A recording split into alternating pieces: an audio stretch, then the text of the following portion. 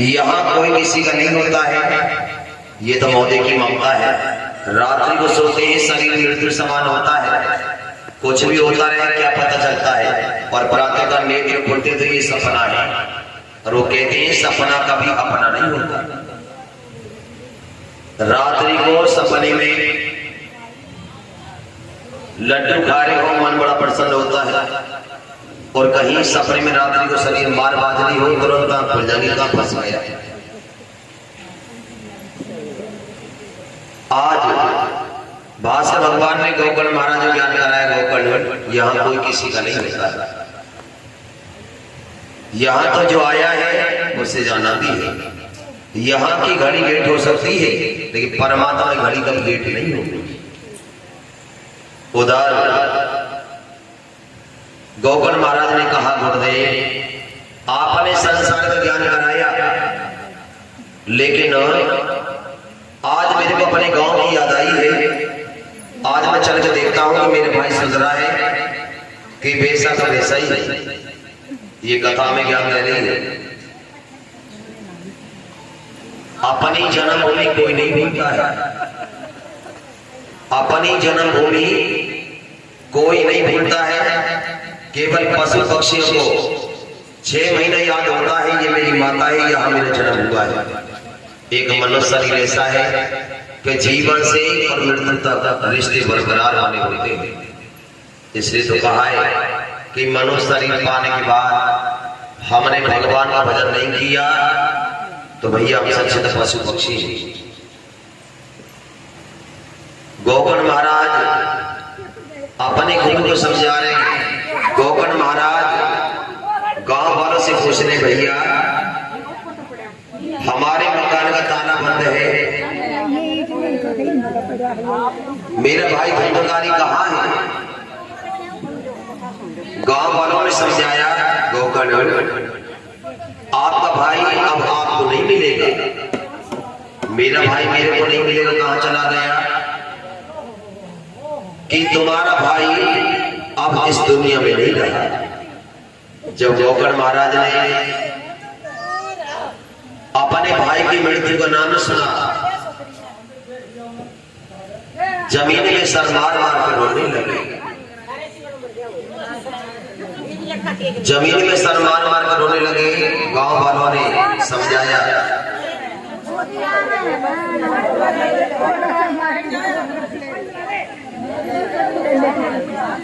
तो अल्लाह का रहमत पे दीवार पर से आप देखोगे ऊपर तो पड़ा है।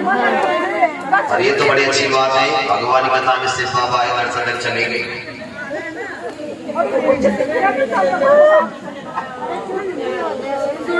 गोकर्ण महाराज अपने भाई जो धुंधकारी का नाम सुना तो मेरे भाई दुनिया में नहीं रहा। गोकर्ण महाराज जमीन में सर मार मार कर रोने लगे। गांव वालों ने समझाया, गोकर्ण यदि तुम्हारा भाई अच्छे कर्म करता संसार छोड़ के नहीं जाता,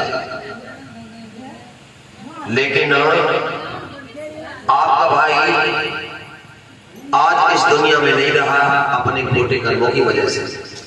आप तो ज्ञानी हो और विद्वान हो, ये तो आपको पता है, जो आया है उसे जाना भी है। यहाँ की घड़ी लेट हो सकती है, परमात्मा की घड़ी लेट नहीं होती है। लेकिन गोकर्ण आप तो ज्ञानी हो। आज गांव वालों ने गोकर्ण महाराज को समझा। गोकर्ण महाराज अपने उसी प्राचीन मकान में रात में विश्राम करने लगे। रात्रि के 12 बजे गोकर्ण महाराज के लिए अपने ही मकान के अंदर से नाना प्रकार की आवाज आने लगी। कभी शेर की आवाज, कभी कुत्ते की आवाज, कभी गीदड़ की आवाज। लेकिन गोकर्ण महाराज जान लिया कि मेरे मकान में कोई लोग प्रेत व्याधा है जो मेरे को बार बार डरा रही है। गोकर्ण महाराज मंत्र लिया, जानते थे, कमंडल से जल लिया और जैसे ही जल मंत्र पड़ के अपने मकान में मारा, ये धुंधकारी अपनी भाषा में बोलने लगा।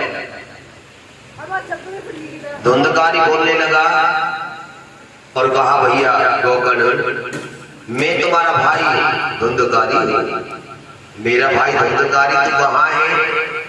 अरे मैं तेरी याद में कितना रो रहा हूँ। धुंधकारी ने कहा भैया अब आपको मैं नहीं देखूंगा क्योंकि मैं प्रेत योनि को चला गया। भक्तों प्रेत योनि सबसे कठिन योनि होती है। एक होती है पितृयोनि। पितृयोनि का अर्थ होता है कि हमारे घर के देवता हमारी रक्षा करेंगे। दूसरी होती है प्रेत योनि। प्रेत योनि में कौन जाता है? प्रेत योनि हो जाता है अकाल मृत्यु। हम रास्ते में जा रहे हैं, परमात्मा ना करे और हमारे साथ में कोई हादसा होता है, अकाल मृत्यु। फांसी लगा ले अकाल मृत्यु, गोली खा ले अकाल मृत्यु, आग लगा ले अकाल मृत्यु। भगवान ने नहीं कहा कि अब फांसी नहीं गोली खाइए। जिस समय सर के ऊपर काल बैठता है, फांसी का फंदा अच्छा लगता है, कर तो लेता है लेकिन बाद में पछताता है। ऐसे जीव को योनि नहीं मिलती। लेकिन यहाँ की समाज ने अपने मन में समझाने के लिए एक रिश्ता बनाया है। वो क्या कि इसकी ऐसे ही आ रही थी, ऐसे नहीं आती। अपने आप कोई फांसी लगाएगा, अपने आप गोली खाएगा, अपने आप कोई आग लगाएगा। जिस समय सर के ऊपर काल बैठता है, फांसी का बंदा अच्छा ही लगता है, कर तो लेता है, पछताता है। आज गोकर्ण महाराज समझा रहे धुंधकारी तू खोटे कर्म नहीं करता, माता पिता तेरे को छोड़ के नहीं जाते और ना ही छोड़ के मैं जाता। लेकिन आज तू अपने कर्मों की वजह से आज दुनिया में नहीं रहा। धुंधकारी ने कहा भैया आप ज्ञानी हो, आप विद्वान हो, इस योनि से मेरे को छुटकारा आप दिला सकते हो। मैं भूखा और प्यासा हूं। प्रेत योनि में न खाने को अन्न मिलता है, न पीने को जल मिलता है, भटकता रहता है। आपने देखा भी होगा कि इंसान दुनिया में नहीं रहा, इंसान दुनिया में नहीं रहा और दूसरे को भूत बन के आया। इसको कहते हैं प्रेत योनि। जिस समय आत्मा, ये गरुड़ पुराण का लेख है, जिन्होंने गरुड़ पुराण सुन रखा होगा उनको तो ज्ञान ही होगा। जैसे ये मैं आपको कथा सुना रहा हूं भागवत, ऐसे ही गरुड़ पुराण की कथा होती है। उसमें साफ लिखा है कि किस कर्म को करने से कौन सी योनि मिलना है। गरुड़ पुराण का साफ लेख है कि अकाल मृत्यु वाले जीव को योनि नहीं मिलती है। और गरुड़ पुराण में लिखा है कि जिस समय आत्मा धर्मराज के यहाँ से आती है, खाता खोल के आते हैं, 50 साल बाद लौटूंगा साइन करके आता है, 60 साल बाद लौटूंगा, ये 100 साल बाद लौटूंगा। यदि मुझसे पहले जाते हैं तो मैं प्रेत योनि में भटकना ही पड़ेगा। ऐसे जीव को योनि नहीं मिलती है। अब आप ये भी सोच रहे होंगे कि योनि किसको मिलती है? योनि ऐसे जीव को मिलती है कि चलते फिरते और बैठे रहे और बैठे रहे, घर पे आए हैं, चार पाई पे कुर्सी बैठे, भोजन भी किया है और सांस निकल गई। डॉक्टर लोग क्या कहते हैं अटैक नहीं पड़ा। ये तो जितनी श्वास थी वो श्वास पूरी हो गई और चली गई। नरक और स्वर्ग यही है। आपने देखा होगा, आप ये मत समझना कि यार ये शरीर आसानी से मर जाता है। इस शरीर को एक सुई लगने से दर्द होता है, एक सुई लगाने से कितना शरीर दर्द होता है। और जिस समय यमदूत आत्मा को लेने के लिए आते, कितने हजार बिच्छू दर्द मारते शरीर के अंदर। चलते फिरते चले गए, अच्छे काम किए होंगे और ये शरीर को बड़े बड़े बिस्तर पर कई साल ले जाए, कई महीना। परिवार वाले दुखी हो जाते हैं कि ना ही ठीक हो रहे और ना ही भगवान को प्यारे हो रहे। नरक और स्वर्ग यही है, कर्मों का फल यही मिलेगा। वहां तो धर्मराज की अदालत में केवल निर्णय होता है क्या क्या क्या आया है, वही जाना है। यहाँ हम कहीं फंस जाए, धंधे के छूट जाते हैं, लेकिन जब धर्मराज के यहाँ पेशी होती है आत्मा की, वहां धन तो साथ होता ही नहीं। वहां केवल यहाँ धन देता है हमारे साथ, वहां हमारा कर्म साथ देता है। वहां हमारे कर्मों की पूजा होती है, कर्मों की निस्बत होती है। धर्मराज कहता है तुम इतने ज्ञानवान होते हुए और आपने ये पाप किया है। तो हम कहेंगे भैया ऐसा है, अज्ञानता बस पाप हो गया, ध्यान नहीं रहा, हमारे इस कर्म को यहाँ लगा। यहाँ 100 साल की जिंदगी, वहां धर्मराज के 2 घंटा की पेशी होती है आत्मा की, 2 घंटा में पूरी हो जाती है। झूठ कौन बोलता है? झूठ बोलता है मन। मन तो शरीर के साथ यही मर गया, मन तो शरीर के साथ में अग्नि में चला गया। आत्मा कभी झूठ नहीं बोलती है। हम कोई पाप करें, एक बार आत्मा संकेत करती है या काम मत कर, लेकिन मन फिर भी करवा देता है कर ले। लेकिन आत्मा कभी झूठ नहीं बोलती है, बोलता है तो मन झूठ बोलता है। बोलो श्याम सुंदर भगवान की जय। गोकर्ण महाराज समझा रहे धंधकारी, तू ये खोटे कर्म छोड़ देता, मैं तेरे को छोड़ के नहीं जाता, लेकिन अब मैं क्या करूंगा। लेकिन गोकर्ण महाराज समझा रहे भैया, मैं भाई होने के नाते मैं तेरे को इस योनि छुटकारा अवश्य दिलाऊंगा। भक्तों, आपका हमारा जो रिश्ता होता है खून का, वो 3 पीढ़ी का होता है।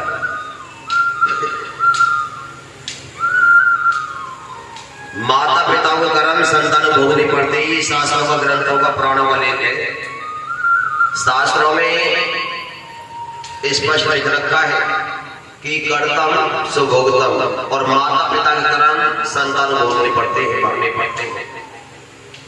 हमारे माता पिताओं ने किसी की आत्मा दुखाई तो वो क्या कहता है, प्रभु मैंने इसके साथ बुरा किया हो तो आप मेरे भी देखना, उन्हें इसकी आस औलाद की आस औलाद किया गया है।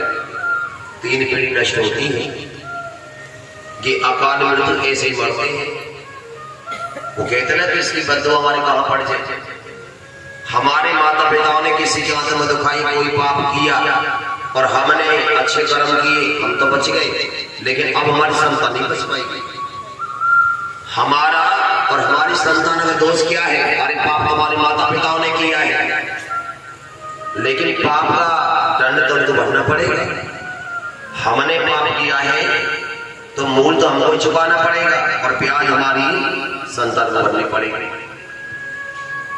इसलिए कहते हैं किसी को अच्छा नहीं कह सकते तो बुरा भी मत करो, खिला नहीं सकते खाने की उम्मीद मत करो, दे नहीं सकते तो लेने की उम्मीद खत्म कर दो, जब जारी नहीं सकते तो कराने की उम्मीद खत्म कर दो। यहाँ कलयुग में अदले का बदला है, ये द्वापर नहीं है। ये कथा चल रही है द्वापर की, लेकिन इस समय जो कौन चल रहा है? कलयुग। लेकिन ये कलयुग ना है, कलयुग के 4 चरण हैं। ये पहला चरण चल रहा है, इसका नाम है कलयुग। जैसा करेगा वैसा ही भरेगा, इसलिए कर्तव्य से भोगो। अभी कलयुग का पहला चरण चल रहा है और कलयुग अभी बच्चा है। बच्चा छोटा होता है, शरारत करता है, और जब बड़ा होगा उस समय कितनी शरारत करेगा। अभी देख रहे हैं कलयुग में कितने पाप है रहे। अभी तो कलयुग बच्चा है, जिस समय घोर कलयुग आएगा उस समय क्या होना है बताएगी। गोकर्ण महाराज समझा रहे हैं भैया अब मैं क्या करूं, मैं कोई ना कोई उपाय देखूंगा। गोकर्ण महाराज संतों के पास गए, किसी ने कहा पितृ गायत्री कराओ, किसी ने कहा शिव पुराण कराओ, किसी ने कहा राम कथा कराओ, लेकिन गोकर्ण महाराज अपने गुरु भास्कर भगवान के सामने हाथ जोड़कर रोने लगे और कहा गुरुदेव माता पिता बचपन में चले गए, लेकिन एक मेरा भाई था, आज वो भी दुनिया में नहीं रहा, वो प्रेत योनि को चला गया है, भूखा और प्यासा है। इसके कल्याण के लिए मेरे को क्या करना चाहिए जिससे को इसको इस योनि छुटकारा मिले। भास्कर भगवान ने समझा गोकर्ण आप बिल्कुल बताओ, मैं आपको इसका उपाय बताऊंगा कि आप श्रीमद् भागवत ज्ञान कथा कराओ और एक हरा बांस मंगाओ 7 गांठ का। उस बांस के ऊपर ब्राह्मण वेद मंत्रों के द्वारा आपके भाई को स्नान देंगे। तो मैं आपको विश्वास दिलाता हूं कि सप्ताह कथा होने पर आपके भाई को इस योनि छुटकारा अवश्य मिलेगा। तो बिल्कुल मत रो। आज गौगण महाराज ब्राह्मणों को लेकर के अपने गांव में आए और अपने भाई के कल्याण के लिए इस श्रीमद् भागवत का प्रारंभ किया। एक हरा बांस मंगाया। ब्राह्मणों ने वेद मंत्रों के द्वारा उस हरे बांस के ऊपर धुंधकारी के लिए स्थान दिया। पहले दिवस कथा का प्रारंभ हुआ, हरे बांस की एक गांठ फटी। द्वितीय दिवस कथा का प्रारंभ हुआ, दूसरी गांठ फटी। कहने के विक्रय ये कि सप्ताह कथा होने पर 7 गांठ फटी। बेकुंठ लोक से विमान आया और धुंधकारी उस विमान में बैठ करके अपने गोधाम चला गया। गुरु नारायण भगवान की जय।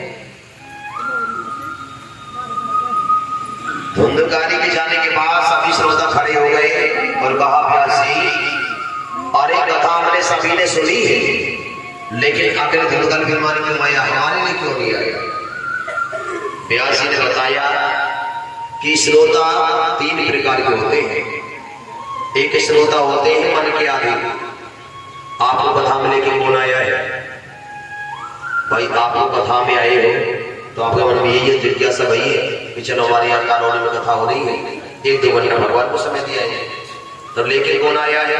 मन। इस शरीर का ड्राइवर कौन है? शरीर का ड्राइवर है मन, और मन का निर्णय करती है आत्मा। लेकिन अभी मन लेके आया है और कुछ समय के बाद कह भी देगा कि चल कोई बात नहीं, पता टीवी पे देख लेंगे, कल सुन लेंगे। मन लेके आया तो ठग भी ले जाएगा। पहले श्रोता होते हैं मन के आधीन, दूसरे होते हैं श्रोता।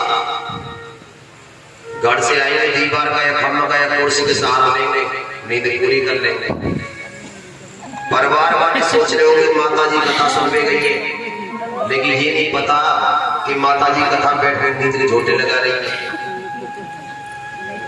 हमारे भी सुना है, यहाँ भी सो जाएंगे, लेकिन परिवार वाले सोच रहे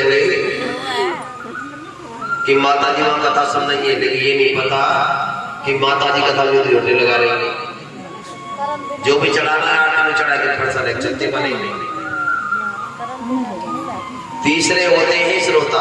वो समय से भगवान की कथा में आएंगे, भगवान की पूजा करेंगे, भगवान की आरती करेंगे, ठाकुर जी को भोग लगाएंगे। ऐसे श्रोता को लाभ मिलता है। आपने कथा को सुना, ना तो आपने भगवान की सेवा करी, ना आपने ब्राह्मणों की सेवा करी, और गौकर्ण महाराज ने अपने भाई के कल्याण के लिए भगवान की सेवा करी और ब्राह्मणों की सेवा करी। सभी श्रोताओं ने कहा व्यासी, हमें इतना ज्ञान नहीं था, यदि हमको इतना ज्ञान होता तो हम आपकी सेवा करते और भगवान की सेवा करते। सभी श्रोताओं ने कहा व्यासी, इस कथा को दोबारा प्रारंभ करिए, हम सब मिलकर के आपकी सेवा करेंगे, भगवान की सेवा करेंगे। सभी श्रोताओं कहने से व्यासी ने इस श्रीमद् भागवत का प्रारंभ किया। सप्ताह कथा होने पर वैकुंठ लोक से विमान आए और सभी श्रोता विमानों बैठ करके अपने गोधाम चले गए। बोलो नारायण भगवान की जय। वो कहते हैं कि मन की तरंग मार ले बस हो गया भजन। आपको लेके कथा मन ही तो आया है और मन उठा के भी ले जाएगा। शरीर आपका यहाँ है, मन भाग रहा होगा। शरीर यहाँ है और मन भागता है, मन भाग रहा है। मन सोच रहा होगा भाई साहब को ऑफिस से भी आना होगा, भाई 7 बजे ऑफिस से आएंगे, भोजन में शाम को क्या बनाना है, बच्चे ट्यूशन से भी आ रहे होंगे, दूध भी लेके आना है। ये मन ही तो है, शरीर यहाँ बैठा है, मन भाग रहा है।